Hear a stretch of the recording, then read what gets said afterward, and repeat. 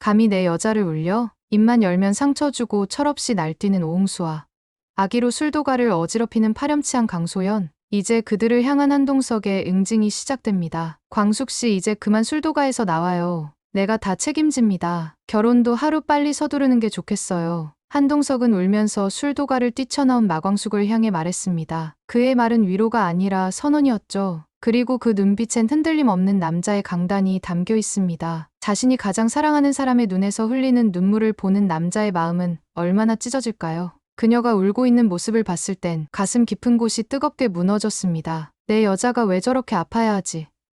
저들을 어떻게 하면 좋을까? 마음속에서 울분이 차올랐고 그 울분은 결심이 되었습니다. 마광숙은 술도가를 떠날까요? 그 시각 한동석 역시 깊은 고민에 빠져 있었죠. 오응수를 어떻게 해야 할까? 가족이자 동생을 아끼는 마음에서 비롯된 오응수의 분노를 이해하려 애썼지만 그 표현 방식은 점점 선을 넘고 있었습니다. 강소연의 만행 역시 한동석이 가만둘 리 없었죠. 결국 참다 못한 한동석은 칼을 빼들었습니다. 다음 날 술도가에서는 또 다른 폭풍이 몰아칩니다. 호텔 납품. 이제 그딴 거 안 해. 회장님 비위 맞추려고 토스트 굽는 기계 아니거든요. 오응수가 토스트 가게에서 소리쳤습니다. 그 말에 직원들은 물론 손님들까지 얼어붙었죠. 호텔이 우리 덕 보던 거지.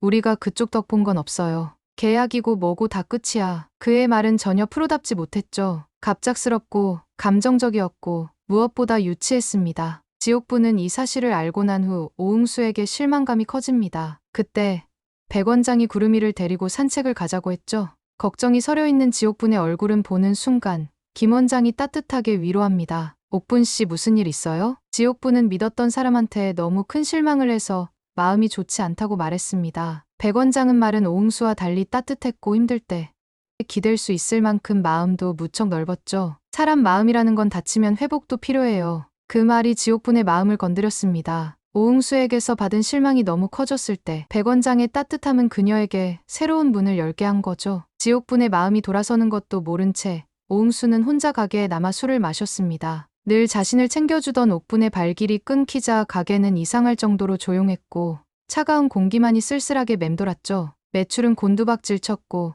형수님에게 사과하라는 형제들에게도 오응수는 자꾸만 울분이 터졌습니다. 좋아하던 사람까지 등을 돌렸고 세상에 남은 건 오응수의 고집뿐이었죠. 하지만 그는 여전히 자신의 행동이 감정적이고 철없었다는 걸 받아들이지 못하고 있었습니다. 자신이 상처받았다는 사실만 되뇌며 모든 걸 탓하기 바빴죠. 마치 세상이 자기만 미워한다고 믿는 어린아이처럼 말이에요. 그런 오응수는 어설프게나마 혼자서 다시 가게를 일으켜보려 애를 썼습니다. 매출은 좀처럼 오르지 않았고 지옥분의 빈자리는 생각보다 더 컸죠. 그래도 그는 고집스럽게 버팁니다. 그날도 오응수는 자신이 최고라 착각하며 토스트 배달을 나섰습니다. 이 동네에 내가 빠지면 시체지.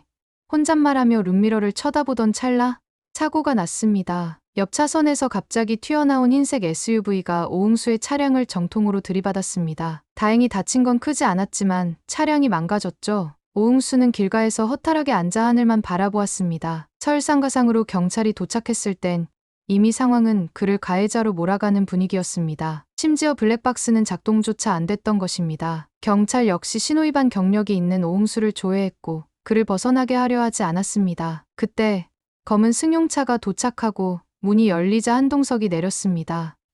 타요. 오응수는 멍하니 그를 바라보며 천천히 몸을 일으켰습니다. 차 안에서 한동석은 조용히 말했습니다. 도움을 줄 수 있는 사람이 옆에 있을 땐 그 손을 잡는 것도 용기입니다. 그의 비서는 경찰에게 명함을 건네며 사건을 일사천리로 마무리했고 오응수는 자신의 무능력함을 돌아보며 부끄러워졌습니다. 상대 운전자는 얼굴이 하얗게 질렸습니다. 알고 보니 그 차량은 렌터카였고 보험 미가입 상태였죠. 불법 유턴에 과속까지 겹쳐 과태료만 수백만 원이 되면서 오응수는 하마터면 죄를 모두 뒤집어 쓸 뻔한 것입니다. 오응수는 그제야 상황이 정리되는 걸 느끼며 안도의 한숨을 쉬었습니다. 그런 오응수를 바라보며 한동석은 조용히 말합니다. 흥수씨, 가족을 생각한다는 건 말로 다투는 게 아니라 이렇게 말없이 감싸주는 거예요. 당신이 모르든 말든 누군가는 끝까지 지켜보고 도와줬다는 걸 이제는 좀 느껴야 하지 않겠습니까? 그 순간 오응수는 얼굴이 붉어졌고 차가 다시 도로를 달리는 동안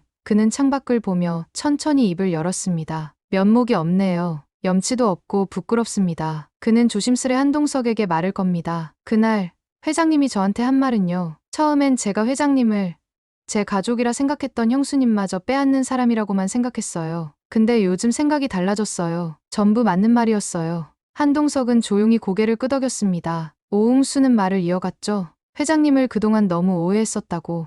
형수님을 위해 해준 줄만 알았는데 돌아보니 다 가족을 위한 일임을 깨달았다고 말입니다. 오응수는 깊이 숨을 내쉬며 말합니다. 이렇게 철들려면 왜 꼭 바닥까지 떨어져야만 했을까요? 한동석은 말없이 웃으며 답했죠. 바닥을 알아야 어디가 위인지도 알게 되는 법이죠. 그 말에 오응수는 죄책감과 부끄러움으로 어깨를 떨었습니다. 자신이 지키려 했던 가족이란 이름 아래 얼마나 많은 상처를 주었는지, 그리고 진심 어린 책임이란 게 어떤 건지 처음으로 마주한 순간이었습니다. 이제야 진심으로 그는 자신이 얼마나 철없었는지를 깨달았죠. 그리고 그 깨달음은 그에게 조금은 어른이 된 것 같은 기분을 안겨주었습니다. 오응수의 자존심은 그날 진짜 들이받친 것입니다. 다음 날 저녁, 오응수는 술도가를 찾아갔습니다. 한동석은 저녁 식사를 초대받았고 형제들이 모두 모여있는 자리였지요. 오응수는 면목이 없다는 듯 앞에 서서 깊이 고개를 숙였습니다. 죄송합니다. 모두에게 정말 죄송합니다. 제가 얼마나 철없는 짓을 했는지 이제 알겠어요. 그는 한동석을 바라보며 말했습니다. 그동안 자신이 했던 모든 말을 돌이킬 수 없다는 걸 잘 알지만 한 번만 용서해달라고. 형수님을 사랑하신다는 마음을 다시는 부정하지 않겠다고 말이지요. 뒤이어 형들에게도 진심으로 사과했습니다. 그동안 너무 미안했어요. 내가 뭘 잘못했는지도 모르고 고집만 부렸어.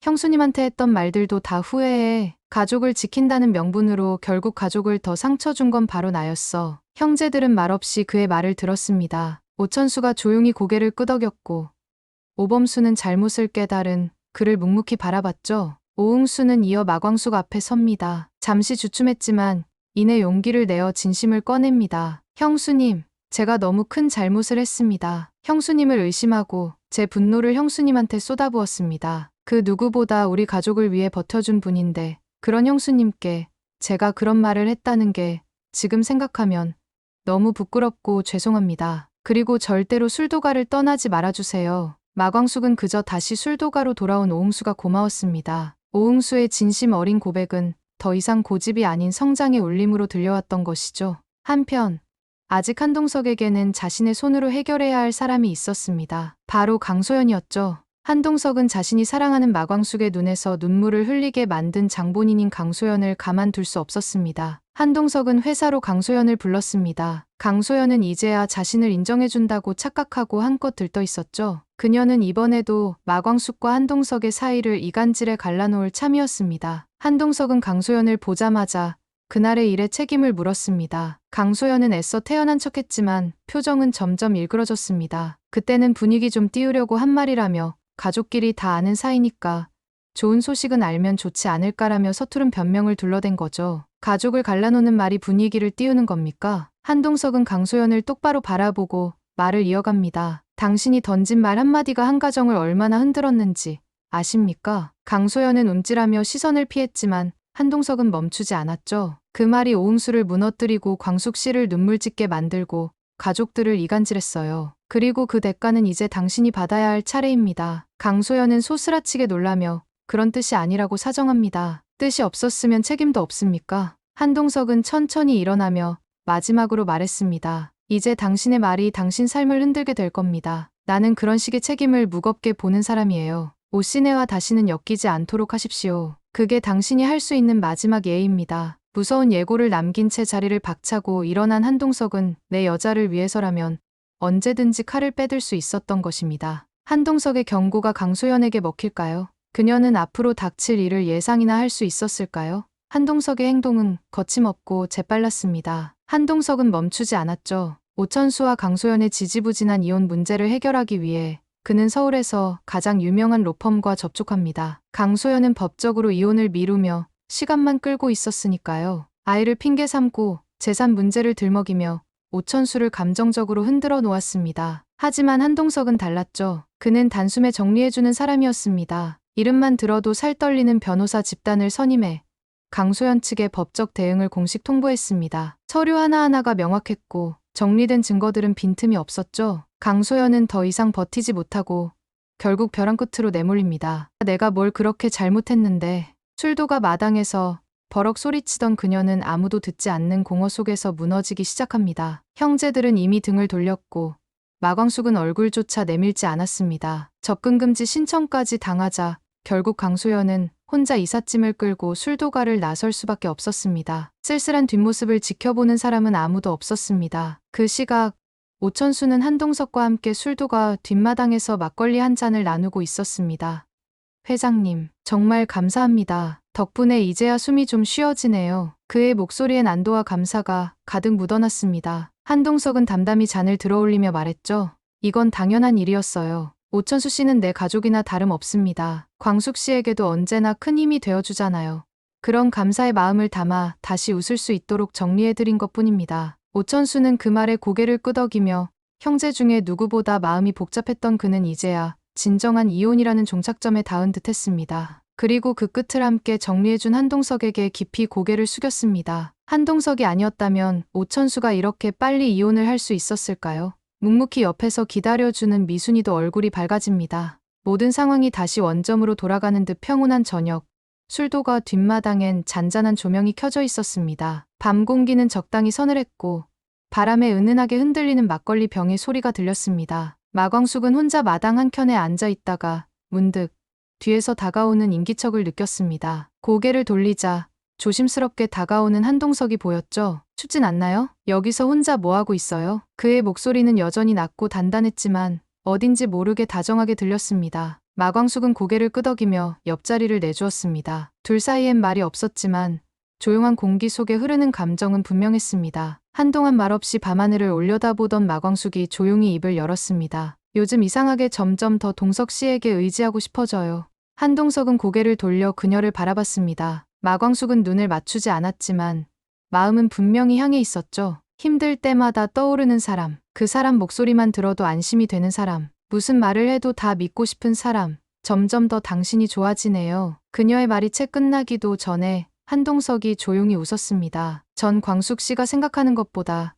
제가 더 광숙 씨를 훨씬 더 좋아합니다. 그 말에 마광숙은 천천히 그를 바라보았습니다. 한동석의 눈빛엔 그 어떤 말보다 따뜻한 확신이 담겨 있었습니다. 그녀는 조용히 고개를 끄덕였고 그 순간 두 사람 사이의 공기는 더 이상 조심스럽지 않았습니다. 한동석은 손에 들고 있던 따뜻한 찻잔을 마광숙 앞으로 건넸습니다. 그녀가 그것을 받아들자 그의 손이 그녀의 손등에 아주 잠시 머물렀습니다. 짧았지만 깊은 접촉, 그 따뜻함에 마광숙의 마음은 서서히 녹아내렸습니다. 그날 밤 이후 두 사람은 더 자주 함께 걷고 마주 앉고 때로는 아무 말 없이 서로의 숨결만 나누었습니다. 격한 고백도 화려한 장면도 없었지만 그들의 사랑은 조용히 그러나 뚜렷하게 무르익어가고 있었습니다. 그리고 마광숙이 조용히 말했습니다. 할 말이 있어요.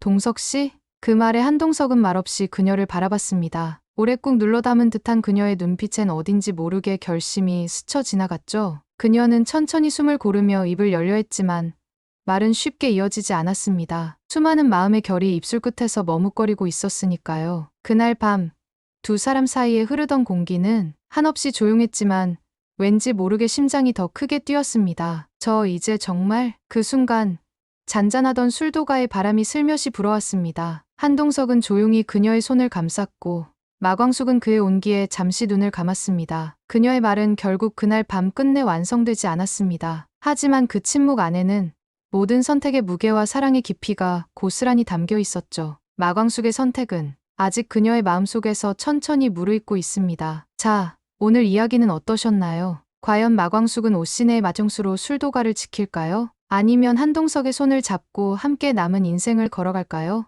혹시 다음 장면을 예측하셨다면 여러분만의 스토리를 댓글로 풀어봐 주세요. 구독과 좋아요는 제가 이 이야기를 계속 들려드릴 수 있는 원동력이 됩니다. 오늘도 함께 해주셔서 진심으로 고맙습니다.